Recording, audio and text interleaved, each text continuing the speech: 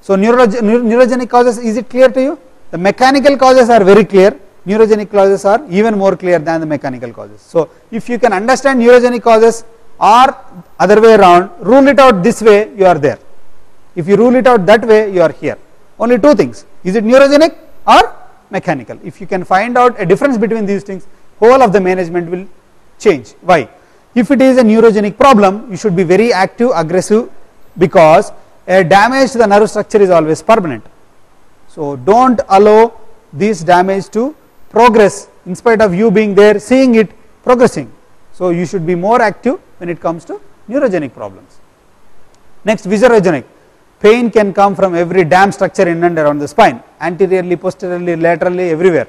Okay, it can be because of pelvic organs, so many organs are there, prostate, fistula in anus, constipation even, and diverticulitis, renal disease, nephrolithiasis, urethritis, cystitis, pancreatitis, cholecystitis in GI conditions, penetrating ulcers, and gynecological conditions, especially pelvic inflammatory disease and tumors coming from the cervix, and aortic aneurysm, all of them can as well cause backache, and you should know how they present, and you should know how the true nerve backaches present, which are coming from spinal cord, spondylogenic or neurogenic part.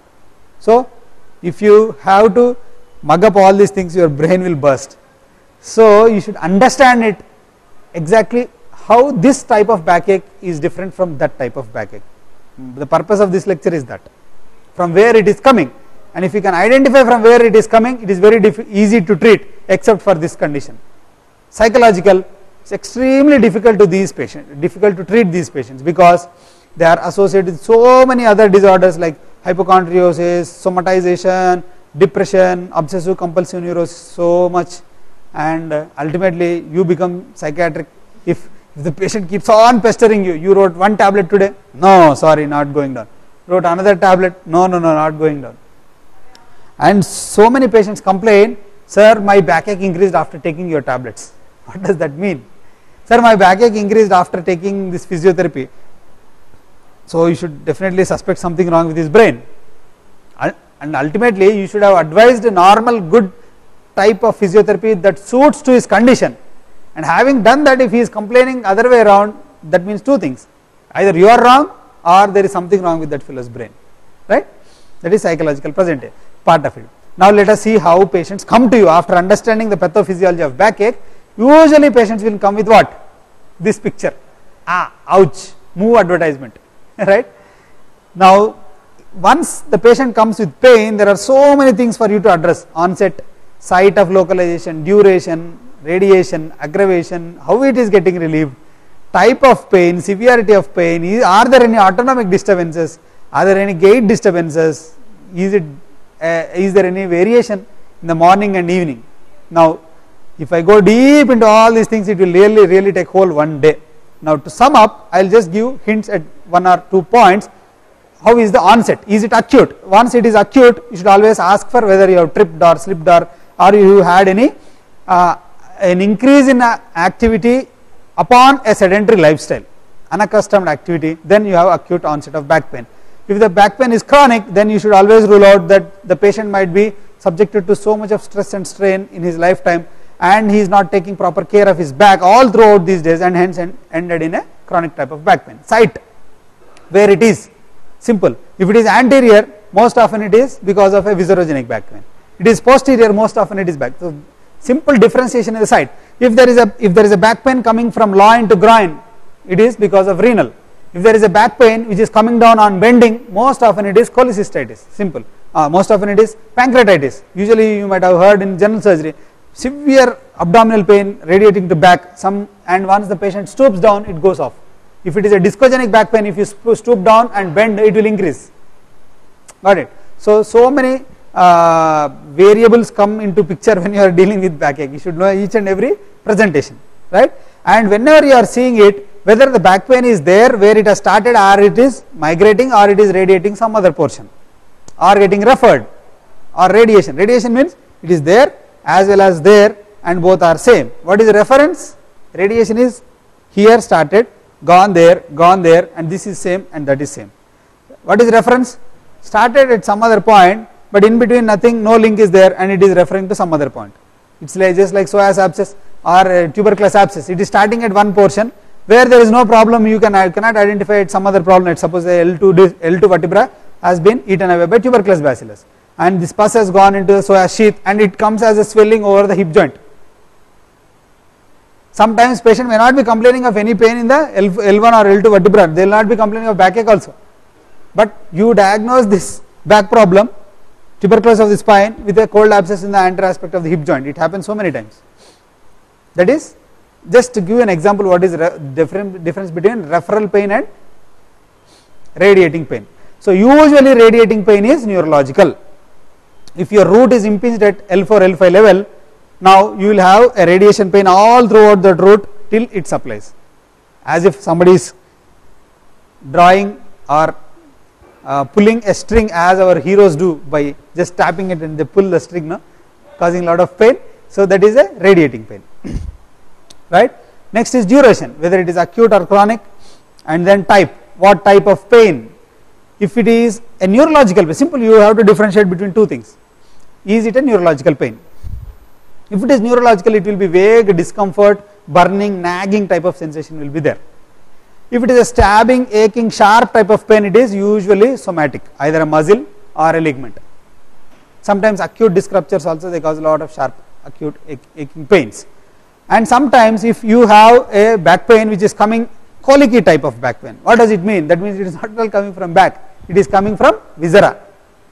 If you can identify these three things, a colicky type of back pain either in cholecystitis or in some abdominal obstruction, right, lumen obstruction, or even in uretral or urethral obstructions, especially when it comes to urinary tract infections or renal stones, right, ureteric stones, you will have sudden pain coming in, and then patient will be wincing in pain, toasting in bed, and then slowly coming down.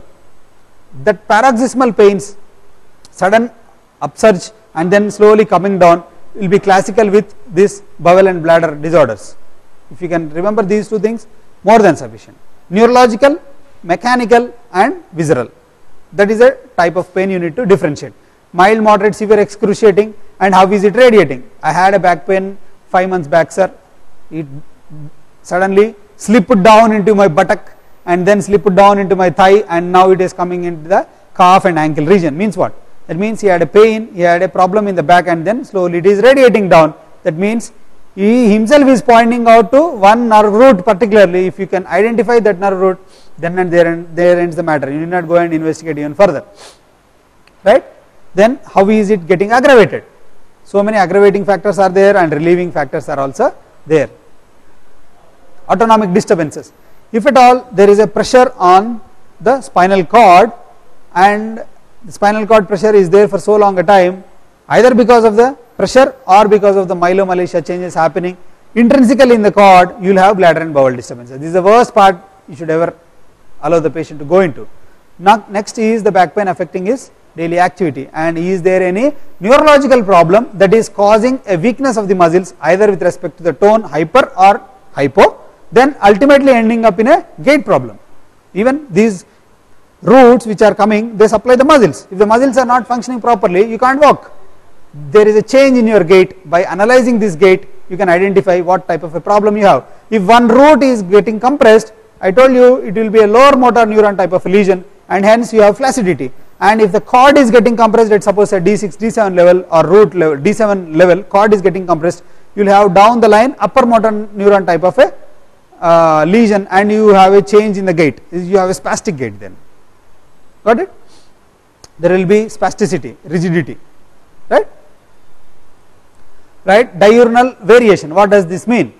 If the pain is coming more after taking rest or during rest, that means you are dealing with an inflammatory condition or a condition of instability because of decreased muscle tone and the inflammation going on. What happens is the muscle tone per se keeps those inflamed surfaces away, apart. Once you are lying down or taking rest, right, this muscle tone slowly comes down and it allows these surfaces to rub against each other and causes a lot of pain. That's why patients come out in night crying. They are called as night cries. They indicate what? Acute inflammatory process, severe inflammatory process, and loss of protective muscle spasm, right. So diurnal variation comes there. If the patient is complaining more pain early in the morning, means what? That's called as morning stiffness. Once the patient is complaining of morning stiffness, it implies what? It implies that the patient is having an inflammatory pathology plus or minus instability. Instability reasons also can cause pain after rest, okay. Just remember these two things. And if the patient is having more pain in the evening after coming out from his office, means what? That means he is having some problem with his wife at home, simple. Or he is having some problem with his boss at office, having taken so much of beatings from his boss from 9 to 5, at 4:30 or 5 o'clock his back started paining or aching, and hence ends up in a back pain at home. The wife comes, always this fellow is complaining of backache, only in the evening. In the morning he will go nicely, but while coming he will hold his back and come down. So what does that mean? That means a stress and strain pattern causing backache. It's most often mechanical. That means what? Either it is arising from the disc, or arising from the ligaments, or arising the facet joints, or arising from the muscles. That's it, simple. You have ruled out either a mechanical cause or a neurological cause. If you can address this problem, if it is because of mechanical reasons, and if you go and then settle it down by giving rest to those parts and strengthening those parts, there ends the matter, you have treated it off. But if you are ending up in a neurological problem, then most often it points to you that you have to operate and remove that compression. Neurological compromise which is happening because of a compression, that has to be addressed with surgery. So thing is, you have to identify whether you have to operate or to not to do so, and then treat it physically, like with medicines. If you can make out this much, that means you have understood what is the problem with the spine. Most of the people can't identify when it is going into a surgical compromise, surgical modality of treatment from medical modality of treatment. That deadline, that demarcation, if you don't know, the treatment of back pain goes haywire, and you ultimately end up in diagnosing wrongly or treating it wrongly, right.